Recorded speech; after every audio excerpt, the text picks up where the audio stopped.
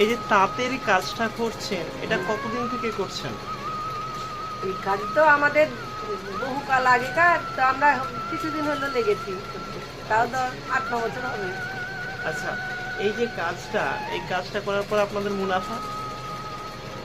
এখন যেমন প্রয়োজনীয় সেরকম হয় না, আর তাছাড়া মহাজনের কাজ একটু কমই দেয়।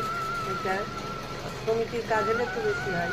এগুলো যেটা করছি আমার মহাজনের কাজ, কাজের মধ্যে ভালো সবই, কিছুই কমে না। এই কাজও ভালো, তাঁতের কাজও ভালো, রেশমের কাজও ভালো। আমরা করেছি, অনেক রকম কাজ করেছি। 2000 সালে টুইস্টিং করেছি খাদিতে, অনেক বছর করলাম। সেখানে মেশিনপত্র কিন্তু চলছিল না, বেকার হয়ে গেছিল, ছেড়ে দিলাম।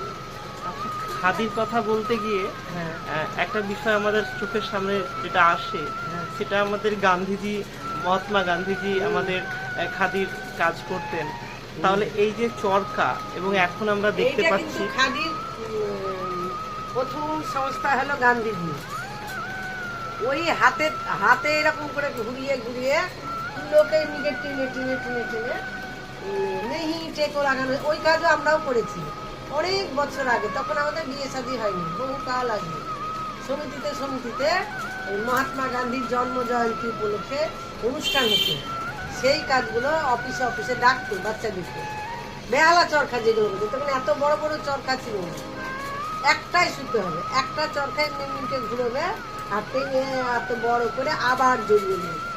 এরকম করে করতে করতে এখন বুদ্ধি, বহু বুদ্ধি, এখন বিজ্ঞানের যুগ তো, মেলা রকম কাজকর্ম উৎপন্ন করেছে ওরা। তাহলে সে যুগ আর এ যুগের মধ্যে বহু পার্থক্য, পার্থক্য বহু, সব দিক দিয়ে পার্থক্য। অর্থের দিক দিয়েও পার্থক্য, সমস্ত জিনিসপত্র দামেও উপযুক্ত, উন্নত। মানে যেমন সেকালে পয়সা কম ছিল, সেকালে কাজের মূল্যও কম ছিল। এখন যেমন মূল্যও বৃদ্ধি হয়েছে, সমস্ত জিনিসপত্র বৃদ্ধি হয়েছে।